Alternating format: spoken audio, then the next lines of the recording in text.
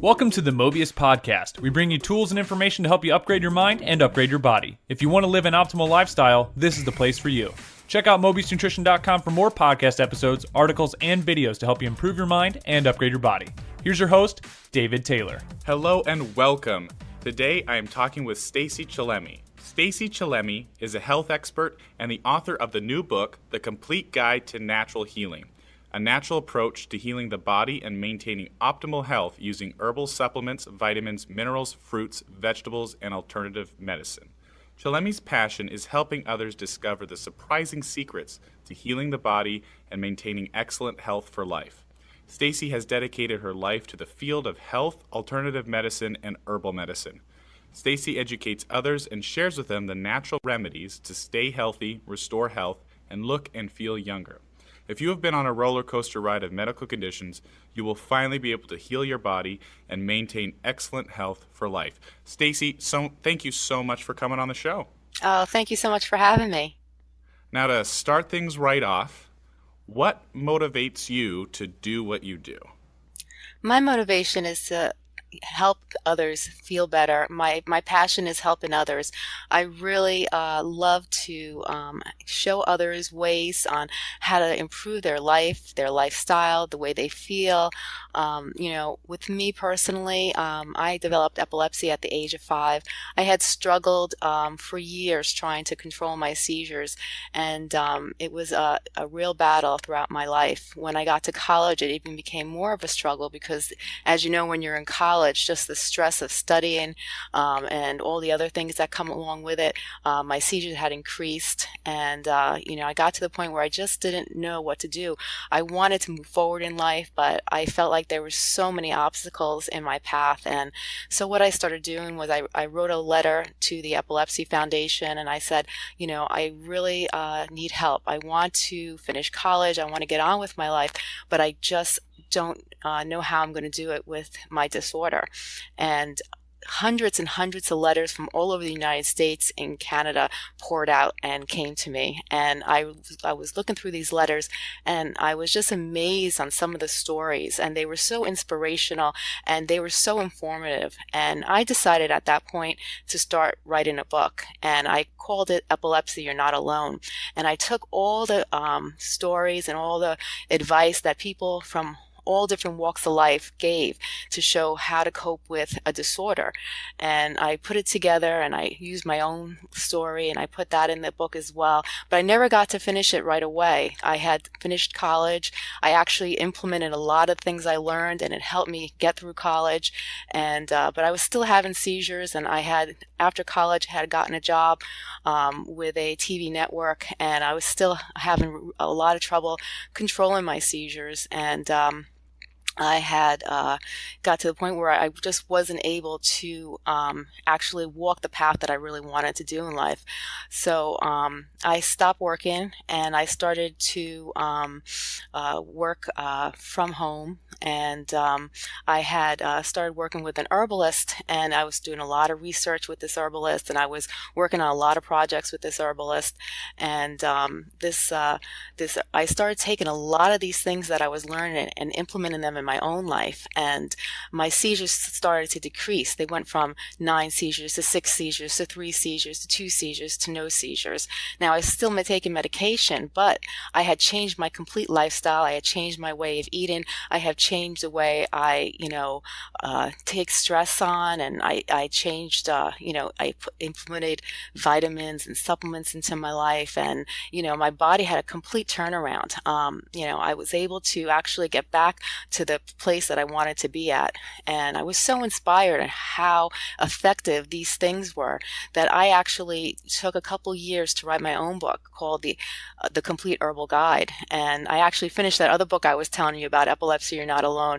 But I focused a lot on herbs and supplements and vitamins and different ways of living a healthy lifestyle to improve not just my own, but I wanted to help others improve their life, because there's so many people out there that want want to feel better. There's so many different conditions out there. People just don't know what to do. They go to doctors, and doctors give them prescriptions, and then they have prescriptions, and then they get symptoms from the prescriptions, and they're not feeling better.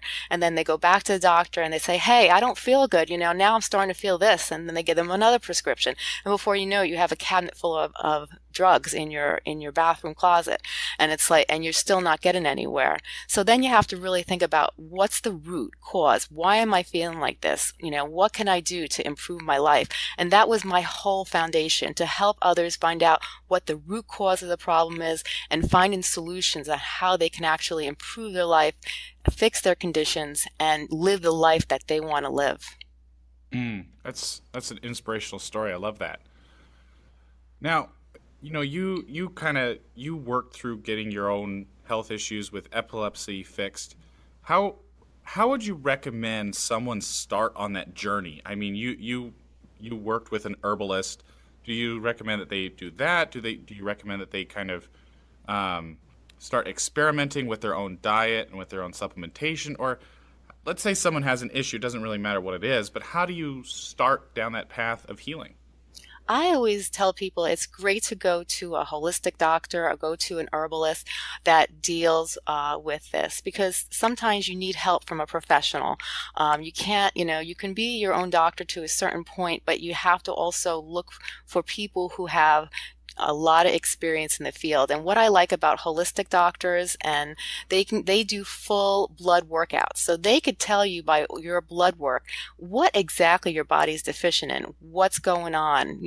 Your red blood count is up and this is down, and you're vitamin D deficient. And they work with you to try to get that balance going on in your body. They look at your hormones, they look at everything. And, they're able to actually start figuring out what's going on in your body and what direction you have to go in. And, for people who don't know a lot about vitamins and supplements and don't know a lot about this area, it's great to have someone there to kind of fill in the holes and kind of guide you, because a lot of people, they are interested in this topic, but they just don't know a lot about it. So if you don't know a lot about it and you're not an expert in the field, you should go to an expert to get a little help and guidance and get you on that right track. Okay. Now, is that kind of how you approach supplementation, is go get your blood work and then take, supplements that you're deficient in? Is that kind of how you go about supplementation? You have to find out exactly what your body is lacking, and then you can look at supplementation as one of the ways to help your body, because the different elements and ingredients in each supplement, the different roots and plants contain different things that could actually be very beneficial to the body. But you also have to make sure when you're taking these things that you're not taking just other medications, because sometimes other medications can interact with these supplements, because believe it or not, supplements are just as powerful as prescription drugs. And if you're on blood pressure medicine or antidepressant or certain anticonvulsion medications or even high cholesterol medications, some of that can interact. So you have to be very careful. You have to make sure that what you're taking doesn't interact with anything that you might currently be taking. And also food is a great way too. Changing your eating habits can actually take a huge role on your health as well. Taking a scientific approach is such an important thing, and yet a lot of people end up going by feel, like, oh, well, vitamins are good for me, so I'll just take a multivitamin, or I heard fish oils are good for me, and, all these different things. But I think a scientific approach is a fantastic way to go about it, because then you have data support all your decisions. You have the blood work, you have your whole panel of anything that you're taking. And so that's a fantastic way to approach things.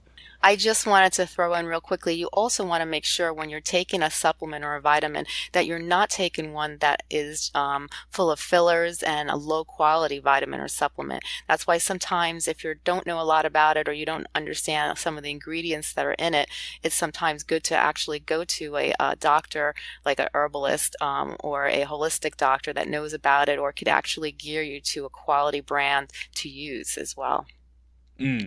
That's an excellent point to add there.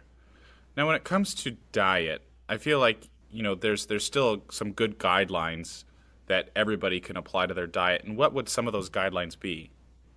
Nowadays in our society, we're always in a rush to go somewhere or do something, and we're always rush, rush, rush. And a lot of times, people tend to, in the United States especially, eat a lot of processed foods, or we eat foods that have a lot of ingredients in the foods. It's very important to eat things that your body can break down and digest and actually extract the nutrients from those products. It's very good to incorporate, vegetables and healthy foods into your diet, and also try to stay away from the processed foods as much as possible. If you're always doing something, or you have a very, hectic, or you just have a lot of things to do every day, sometimes it's good to prepare meals the day before, prepare snacks, the day before to take with you.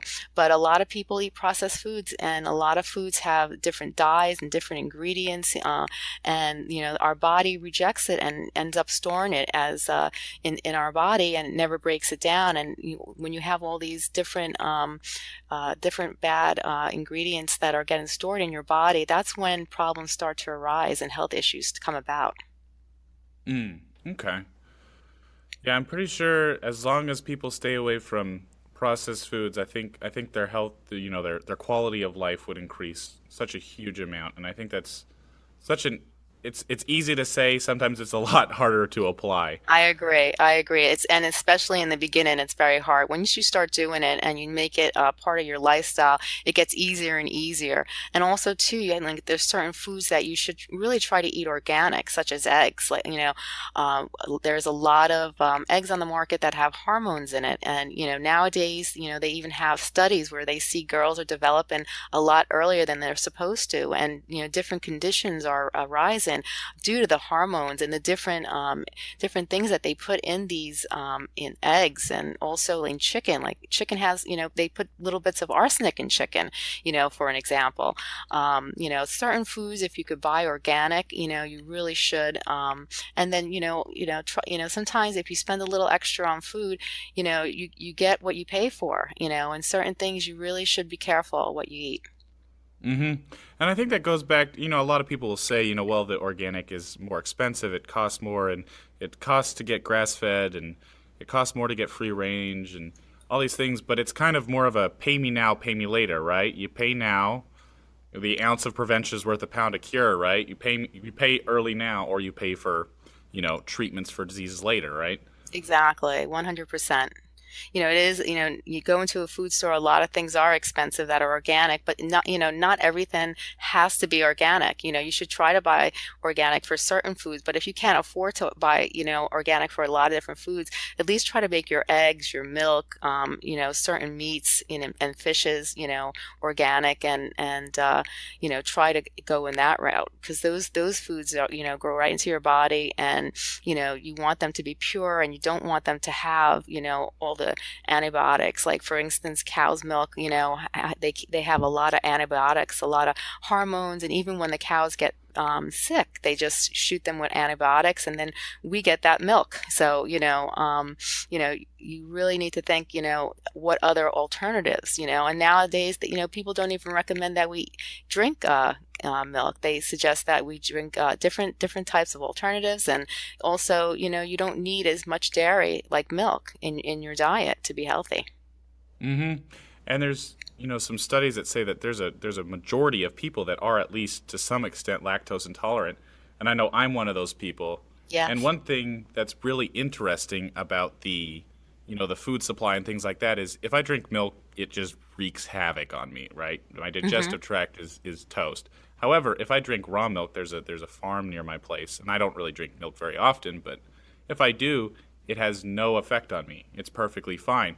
And so it really goes to show that the treatment of the food itself really can have an amazing different effect on you.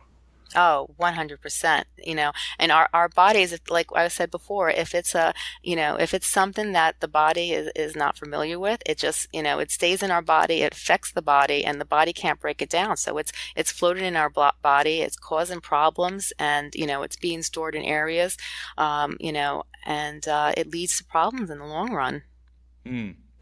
So I'm going to jump around a little bit now. And I kind of want to talk about your book, The Complete Guide to Natural Healing. So, kind of what do you cover in there, and what are some kind of tidbits from that book that you could share with us if people want to get into natural healing? What are some good good starting points for them? In my book, I explain about supplements and vitamins, and I explain about the safety and things to, if you're really interested in using vitamins and supplements as part of your daily regimen to improve your health. I go through why you should take them, what's the safety, picking vitamins and supplements. I also discuss all the different vitamins and supplements and what they can do for your body. I go through it in a very detailed way where, I talk about all the different supplements that we have and, and what they're good for, all the different conditions that they can help. I also talk about alternative medicine and just different ways that you could apply alternative medicine to your life, like yoga and meditation, for example, and how those things can actually improve your life as well. That's fantastic. Now, just curious, tiny question. How many pages is that book? Just out of curiosity. I think it's somewhere about 569 pages. I was about to say, it's probably a pretty hefty book with all that information. Yeah, it's pretty big. Now, when it comes to supplementation with vitamins, is there anything that you recommend that everybody take? Everyone should actually take vitamin D. If when you look at the majority of society, if you went and got your blood test, you'll see that most people are vitamin D deficient. And vitamin D is also a very good vitamin to incorporate in your daily diet. I love turmeric. Turmeric is good for so many different things. It's good for your digestion. It helps with so many different conditions. And it's one of the things that have been around for thousands of years. And a lot of people even take the root and they cook with it. You'll find many people from India use it in their foods consistently. It's one of the most popular the supplements that they use, and they put it in their food as a spice, and you don't even taste it, and it's so healthy for you. It can help in with so many different conditions. It helps with energy and just a various amount of things. Okay. Now with turmeric or turmeric, I'm not sure which it is, but do you recommend cooking with it, eating it as a pill, swallowing it as a pill, or even just doing the straight curcumin pills, which is the active ingredient in there? It all depends on how a person, is able to digest it. I've met people that say, "Oh, I can't swallow a pill. I can't," but then they're fine with putting it in their foods. Some people are great taking it in a powdered form. It all depends really on the person. If you can take it in a powdered form, or put it in your food, you're probably going to get the best benefit out of that. It's probably, but not everyone is able to, some people, they see something that doesn't look normal in their food, and they just mentally they can't eat it. Or you have people that just don't like the powdered form. So I guess it would depend on the person, but if you can do it in a powder form or you can do it in a spice, I would suggest that. Okay, great. Now going back to what you when you're talking about the book, you did mention about meditation. So what are some, we've talked about the benefits of meditation on this show before, and it's an amazing tool. What are some ways that someone can get into meditation? Because I think that's the hardest part for people, is really starting down that road. Meditation has a lot to do about breathing and about relaxation, toning the body down to a certain point of serenity where you can become one as whole and start to understand your inner self. And the best way sometimes to do that is to find a nice quiet spot in your home, close the door. Sometimes people like to put relaxing music that, or sounds that are very relaxing and to the mind, and, start to breathe in through the nose and out through the nose slowly, and to focus on things that make you happy, and to focus on certain things, and just calming the body down, trying to get away from the real world and just trying to focus on yourself and your inner self, and just relax your body. and try to get your body down to that certain point. And that's a great way just to start it in the beginning, is learn how to breathe to relax. That's a great starting point for them, for our listeners, and I love that. So what are some other things, we talked a little bit about diet, trying to eliminate processed food. We talked about supplementation and the importance of, making sure that you take supplements based on what your body needs. What are some other things that fit into that healthy lifestyle puzzle? 90% of illnesses are caused by stress. And, like we said, stress is unavoidable. So I would suggest to people, trying to focus on how to deal with stress. We all go through stress on a daily basis, and sometimes stress is unavoidable. But how we deal with it and how we, process it can make a huge difference on, how we feel and some of the conditions that it could lead to if you don't learn how to deal with stress. A lot of times, you need to really focus on not so much, the little things, but just focus on the big things. And those little things that happen to us, there's always a solution, or a temporary fix. And to try to, not sweat over the little things, and to just, realize that, tomorrow's another day, and to just work, on trying not to let so many things in life get to you. And if something upsets you, if someone says something to you, take a deep breath and just relax, and don't take it on such a personal level. Try to figure out different ways, and breathing is a great way to deal with stress, to not let society get the best of you, and to learn how to control things on a more balanced level. That's great advice. And I think that's, stress in especially our societies is really a big thing, right? Because, back when we were all cavemen and cavewomen, we just, the stress came from when a, saber-toothed tiger was going to eat you, and then when it was gone, it was done. And so now that we have stress from, spouse and the boss and family and people and angry drivers on the road, I think controlling stress is such an important factor. And not just controlling stress, but I think you referenced it a little bit, but just your mindset about stress.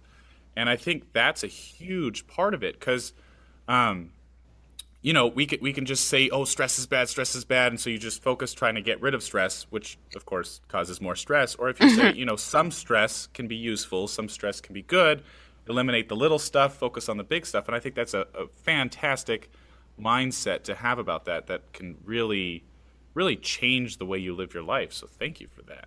Oh, you're welcome. So when it comes to I'm just curious, what are your thoughts on exercise? What kind of exercises do you recommend for the healthy lifestyle? I know you did mention yoga, but are there some other exercises that fit into that healthy lifestyle? All exercise is great. You should always try to exercise at least 3 times a week if you can. Now, people have to realize, exercising doesn't mean that you go to the gym and you work out for 3 hours. Just incorporate in 30 minutes of exercise in your daily regimen can actually improve your health tremendously. Even walking, taking a walk around the block and just breathing in the fresh air, and just walking alone could help it. Because some people, they might have problems or inflammation with their joints, and they might be achy, so they might not want to go and do these strenuous cardio exercises or work out on the machine. So it doesn't really matter what type of exercise. It's just, stretching is good.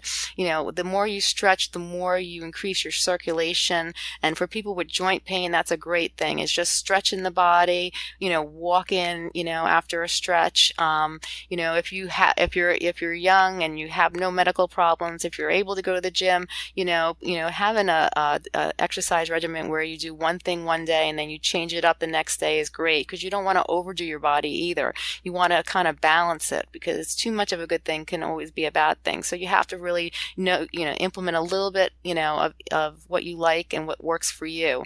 And everybody's different, so everybody has to figure out what's best for themselves. And you hit on another good point with what you were saying, is that everybody is different. And I think, you hit on that previously with, the supplementation and diet and things like that, but that is really a key takeaway, I think, And I appreciate you sharing that because everybody is looking for the best weight loss diet or the best energy diet or the best whatever diet, best muscle building workout. But at the end of the day, it really boils down to you and the fact that you are an individual. And so I think, would you say that a lot of, achieving the healthy lifestyle is about experimentation in some ways?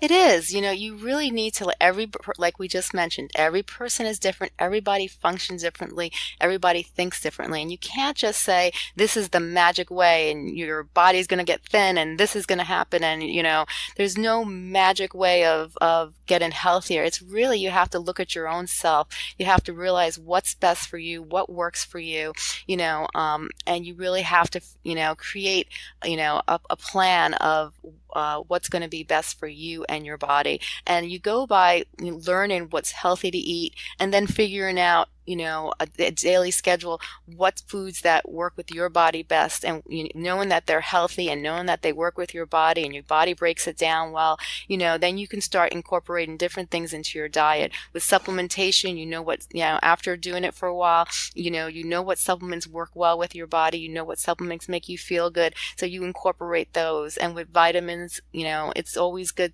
to figure out what your body needs, like I said before with the blood workout. And everybody's different, because you don't need to take a whole bunch of vitamins if you don't need to. You want to really find out what you need and then incorporate it into your own personalized lifestyle change. That's awesome. And it's back to the scientific approach to health, right? It's experimentation, but documenting, planning, saying, okay, this works, this doesn't. And I love it. It's such a great way to approach things. Now, Stacey, we have to work towards wrapping up. And with that is the two questions I ask all of our guests. And the first is, what is one piece of advice you want to leave with our listeners that they don't normally hear? I want to leave a message that tells people that anyone can succeed and do what they plan in life. A lot of people think, I won't be able to do this or I can't do that. If you have a goal and you break that goal down to short-term and long-term goals, and you set out what you want to do, and you do something each day to get you closer to what you want to achieve, then you will achieve it. And then I also tell people, if you don't get exactly where you want to get, don't get disappointed, because in my book, there's no such thing as failure. If you try, then you are nowhere near failure.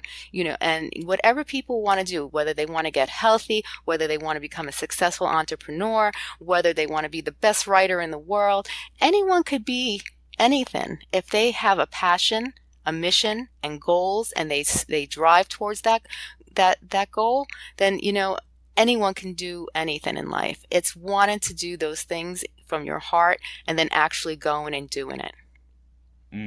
Thank you so much for that advice. That was very powerful. Now, the last question I have for you is, what is one thing you'd like to challenge our listeners with? I'd like to challenge our listeners by asking them to take 3 things in their lives that they would like to do and to actually make a set of goals and actually try to go to do those things. What in life do you really want from life? What is your actual things that you always wanted to do, but you've always put it on the sideline? And actually, if you want to feel better, if you want to get healthier, if you want to achieve something, take 3 things and write it down on paper and start working towards getting to your goals. Because in life, we need a purpose. And I believe strongly that everyone in life needs a purpose, and they have to feel that they're here for a purpose. And today is the first day of finding out what's your purpose and then trying to work towards that purpose. That is a great challenge. That is awesome. Now, Stacey, thank you so much for coming on the show. We've only touched the surface of what you have. You have a website, you have a ton of books. Where can our listeners find more about you, buy your books? Where can they go do all that? I have a great website called thecompleteherbalguide.com. It talks about all different supplements, different fitnesses, different exercises. It talks about all different types of conditions. If you're suffering from a specific condition and you want some help on how to heal naturally, we have experts on the site that actually write articles and consistently giving their input. We have different doctors that come on and give their input. The site again is called thecompleteherbalguide.com. My books are on the site. You could also find my books on Amazon, and I've written books on positive thinking and healing the body naturally, and all different things to help improve life. And you could find it on my website, thecompleteherbalguide.com. And if you always have questions, that people are free to contact me on the website as well. Great. That's awesome. Stacey, thank you so much for coming on the show. I learned a whole ton. Thank you for having me. I appreciate it.